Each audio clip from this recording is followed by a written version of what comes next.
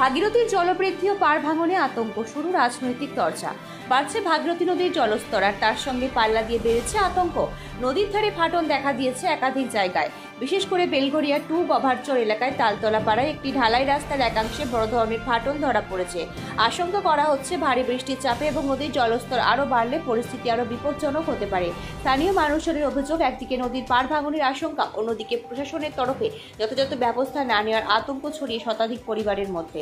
তাদের খুব ভোটের সময় নেতারা বড় বড় প্রতিশ্রুতি দেন, কিন্তু কাজের সময় দেখা যায় কেউ নেই। পরিস্থিতি উন্নয়নের জন্য কোনো স্থায়ী উদ্যোগ নেওয়া হয় না। এ বিষয়ে এলাকার মানুষ এও জানান, পাকাপোক্ত নদীর পাড় বাজালে এবং ড্রেজিং করা হলে যদি একটু সমাধান হয়। এই প্রেক্ষাপটে শুরু হয়েছে রাজনৈতিক চর্চা। শান্তিপুরের তৃণমূল বিধায়ক ব্রজকিশোর গোস্বামী বলেন, আমরা আগে থেকেই সতর্ক। নদীবাঁধের অবস্থা খতিয়ে দেখা হচ্ছে, বিপর্যয় মোকাবিলায় প্রশাসন প্রস্তুত রয়েছে। বিজেপি শুধু সমালোচনা করে, কাজ করে না। অন্যদিকে রানাঘাট লোকসভা কেন্দ্রের বিজেপির সাংসদ জগন্নাথ সরকার পাল্টা অভিযোগ করে জানান, তৃণমূল সরকার সম্পূর্ণ ব্যর্থ। প্রতি বছর একই ছবি দেখা যায়, অথচ কোনো স্থায়ী সমাধান নেওয়া হয় না। তিনি আরও বলেন, রাজ্য সরকারের পক্ষ থেকে নদীর ড্রেজিং এর জন্য এখনো পর্যন্ত কোনো আবেদন কেন্দ্র পাঠানো হয়নি। যদিও সেই আবেদন আসে, আমি নিজে উদ্যোগে নিয়ে নদীর ড্রেজিং এ বিজয়ের চেষ্টা করব। স্থানীয় প্রশাসনের পক্ষ থেকে জানানো হয়েছে, এলাকার পরিস্থিতি নিয়ন্ত্রণে রাখতে নজরদারি চলছে, তবে স্থানীয়রা চায় দ্রুত ব্যবস্থা এবং স্থায়ী সমাধান। নদিয়া থেকে জগন্নাথ মণ্ডলের রিপোর্ট, সি প্রাইম নিউজ। আপনাদের গঙ্গার এখন জল বেড়েছে? এখন তো দেখতেই পাচ্ছেন আপনারা এসে যে গঙ্গায় কতটা জল বেড়েছে, তারপরে রাস্তার ফাটল ধরেছে। আমরা খুব ভয়ে আছি, ঠিক আছে। এবার আমরা ধরো এখানকার বসতি, আমরা তো আর এবারে কোনো জায়গায় যেতে পারছি না। এবার সেটা আপনারা দেখবেন, দেখে শুনে যা বলবেন সেটাই হবে। মানে গঙ্গার পাশেই তো আপনার একদম বাড়ি? হ্যাঁ। আচ্ছা, এরপর তো আস্তে আস্তে তো বাড়ি ভেঙে যাওয়ার একটা... হ্যাঁ, সেই আতঙ্কে এবার বাচ্চা কাচ্চা নিয়ে আমরা কোথায় যাব, সেই পরিস্থিতি এমন হয়ে গেছে, মানে কোনো জায়গায় যাওয়ারও নেই, ঠিক আছে। এবার সেটা যদি আপনারা সেটা কিছু করতে পারেন তাহলে আমরা একটু উপকৃত হব। যারা ভোট নেয়, যে সমস্ত জনপ্রতিনিধি, তারা তো আসে, দেখে যায়। হ্যাঁ, দেখে যায়, প্রত্যেক বছরে প্রতিশ্রুতি দেয় যে বাঁধা হবে, এই যে কালো বস্তা দিয়ে বেঁধে দিয়েছে, কিন্তু সেটা তো আর সম্ভব নয়।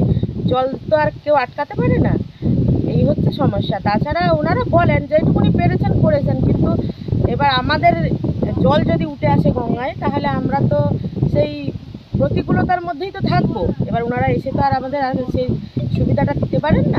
পাকাপোক্তভাবে কংক্রিট দিয়ে যদি বাঁধিয়ে দেয় তাহলে তো আপনাদের একটু সুবিধা হয়। হ্যাঁ, সে তো হয়, কিন্তু সেই তো পরিস্থিতি হয় না। আচ্ছা, কি চাইছেন আপনারা, যে পাকাপোক্তভাবে বাঁধানো? হ্যাঁ, এই রাস্তাটা যদি ভেঙে যায় তাহলে ওদিককার লোকজন আর বেরোতে পারবে না। আমাদের যদি একটু ব্যবস্থা করে দেন তাহলে ভালো হয়। কি নাম আপনার? আমার নাম বৈশাখী সর্দার। এই এলাকাটার নাম কি? গোবারচর তালতলা পাড়া। গঙ্গার এখন পরিস্থিতি কি, মানে জল বেড়েছে? গঙ্গার জল বেড়েছে কি এখন আপনাদের কি সমস্যাটা কি? আমাদের তো মানে সবসময় আতঙ্কে থাকে, এখানে গভীরতা বেশি। জল বাড়তে বাড়তে এই রাস্তার মাথাটা ফাটল ধরলো, ওটা ফাটার পরে এখন দেখা যাচ্ছে আর একটু দূরে গিয়ে আবার ফাটল হয়েছে, যে কোনো মুহূর্তে ধস নামতে পারে। মানে এই রাস্তাটা তো ভেঙে যেতে পারে। এখানে রাস্তাটা ভেঙে যাবে, ভেঙে গেলে পাশে কম করে 60-70 ঘর আছে, তারা জলবন্দী হয়ে যাবে। আচ্ছা, বেরোনোর কোনো রাস্তা নেই তাদের কোনো বেরোনোর রাস্তা নেই।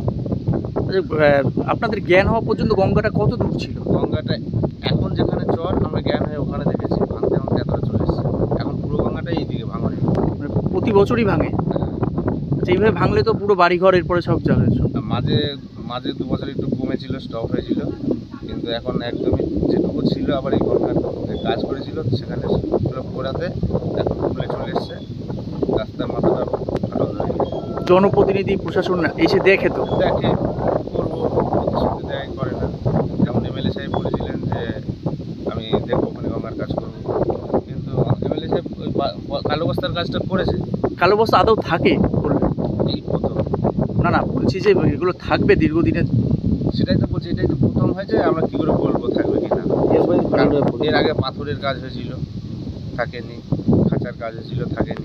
এখানে ইমিডিয়েটলি এটা ওয়াল গার্ড করতো, পাকাপোক্ত কংক্রিটের। হ্যাঁ, কংক্রিটের ওয়াল গার্ড করে লিন্টন টানা থাকবে, তারপরে যদি পাশে কিছু দেন সেটাই সঠিক।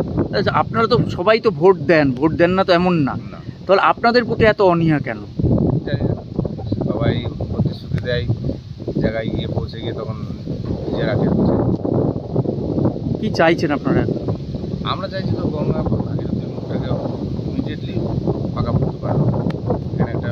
এখানে এখানে টোটাল গোবরচর এলাকায় যত ঘাট, সানের ঘাট, তার মধ্যে এটার উপরেই চাপ সৃষ্টিটা বেশি, মানে লোকাল হয়, মানে প্রত্যেকটা ঘাটের থেকে এই ঘাটে বেশি আসে। কি নাম আপনার? আমার নাম সজল বিশ্বাস, এই এলাকাটার নাম কি?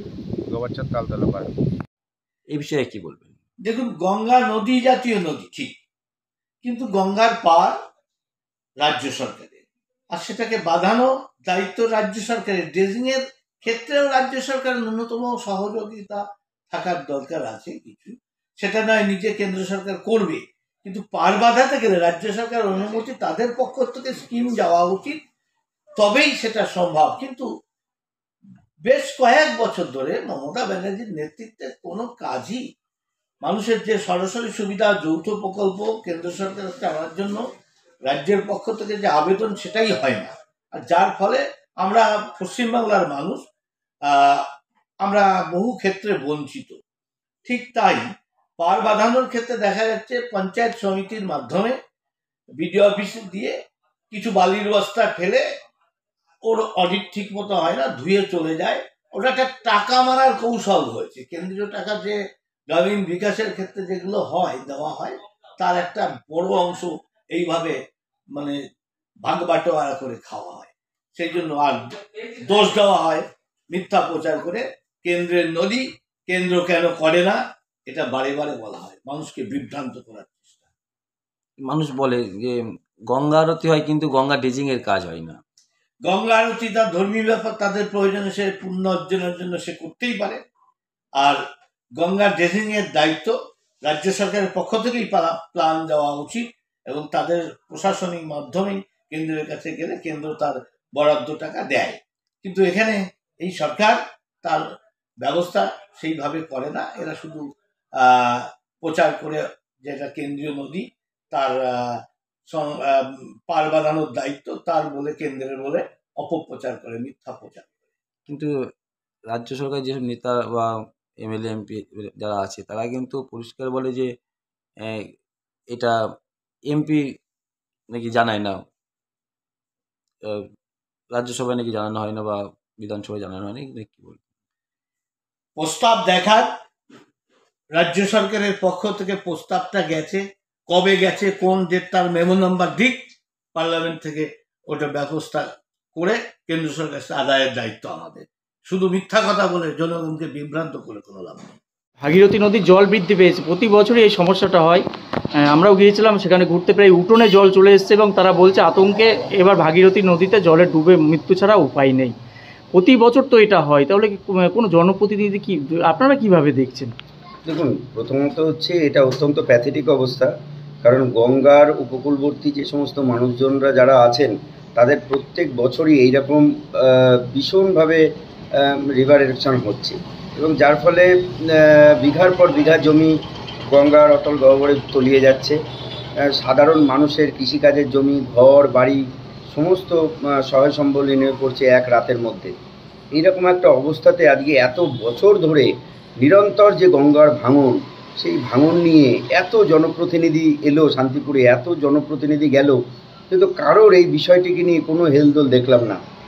কোনো রকম সাময়িকভাবে কোনো কিছু বোল্ডার ফেলে, কিছু কালো বস্তার ভেতরে বালি মাটি এইসব ঢুকিয়ে দিয়ে কোনো রকমের একটা সাময়িক ভাবে একটা ঠেকানোর অবস্থা মতো করা গেছে, কিন্তু সাস্টেনেবল তো কোনো কিছু নয়।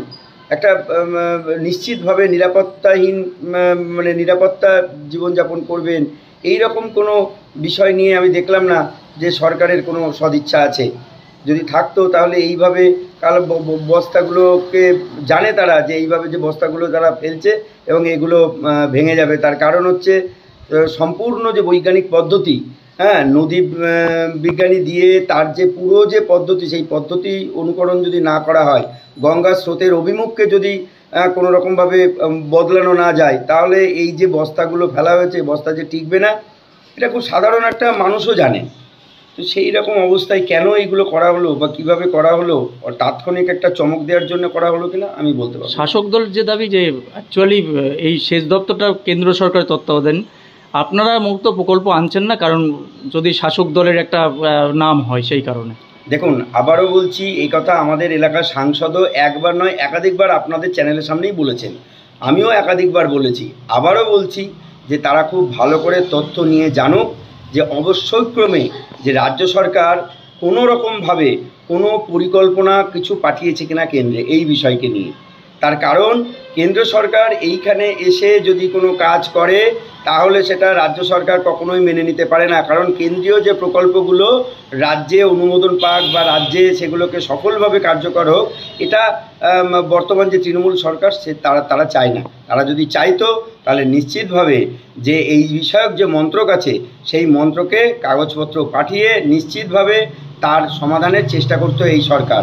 কিন্তু আমরা বিভিন্ন রকমের প্রশ্নোত্তর পর্বে সংসদে যে প্রশ্নোত্তর পর্ব হয় সেই সমস্ত প্রশ্নোত্তর পর্বের মধ্যে দিয়েও দেখেছেন যে এই বিষয়ক যে মন্ত্রক, গঙ্গা বিষয়ক যে মন্ত্রক, তারা বারংবার বলেছে পশ্চিমবঙ্গ সরকার কোনো রকম সদিচ্ছা দেখায়নি, আমাদের সাথে এই বিষয় নিয়ে কোনো প্ল্যান কপি জমাই দেয়নি। আপনার নাম ডেজিগনেশন? ডক্টর সোমনাথ কর, মুখপাত্র, নদিয়া দক্ষিণ সাংগঠনিক জেলা বিজেপি। বছরই ভাগীরথী জল বৃদ্ধি পায়, সেই কারণে যারা মূলত তীরবর্তী এলাকায় বসবাস করে একটু সমস্যায় পড়তে হয় তাদের।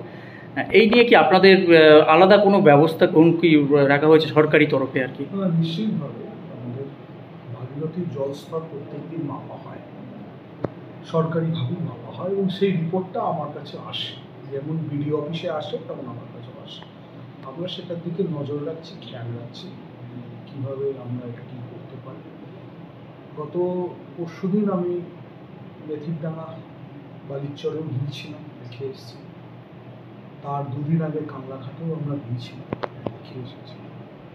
এখনও অবধি ব্লক প্রশাসনের যা রিপোর্ট এবং জলস্তরের যে হিসাব, চিন্তার কারণ অবশ্য আছে, তবে উদ্বিগ্নতার কারণ এখন অবধি নেই। নিশ্চিতভাবে আমরা রাজ্যের তরফ থেকে ব্যবস্থা নেওয়া হবে। ডিএম সাহেবের সাথেও আমার কথা হয়েছে, আশা করছি আপনাদের পরিস্থিতি মোকাবিলা আমরা করতে পারবো।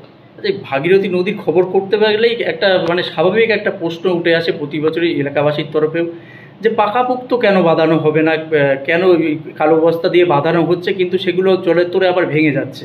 এইভাবে চললে আস্তে আস্তে বাড়িঘর ভেঙে যাবে, এই প্রশ্নটা সামনে আসে। এইটা নিয়ে কিছু চিন্তাভাবনা রয়েছে আপনাদের? খুব ভালো প্রশ্ন করেছেন। পশ্চিমবঙ্গের বিধানসভায় সমস্ত বিধায়কদের উপস্থিতিতে প্রায় 1.5 বছর আগে একটা প্রস্তাব এসেছিল যে আমরা সর্বদলের প্রতিনিধিরা যদি কেন্দ্রীয় মন্ত্রীর কাছে যায়, অর্থাৎ যার দায়িত্বে না, পশ্চিমবঙ্গের এত ব্যাপক ক্ষয়ক্ষতি হচ্ছে, সেই জায়গাটাতে কোনো কমিশন বসানো হোক।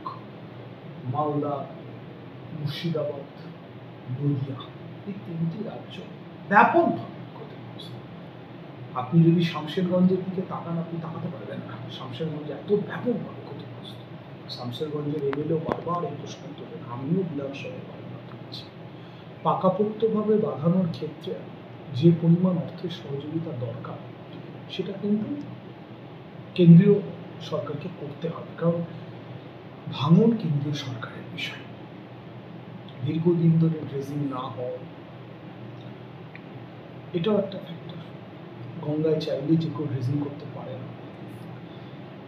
আমরা ব্যাপকভাবে আশাবাদী ছিলাম যে ভারতীয় জনতা পার্টি, আমাদের বিরোধী দল, সাড়া দেবে, কিন্তু আজ অব্দি সেই প্রতিনিধি দল তৈরি করে পাঠানো।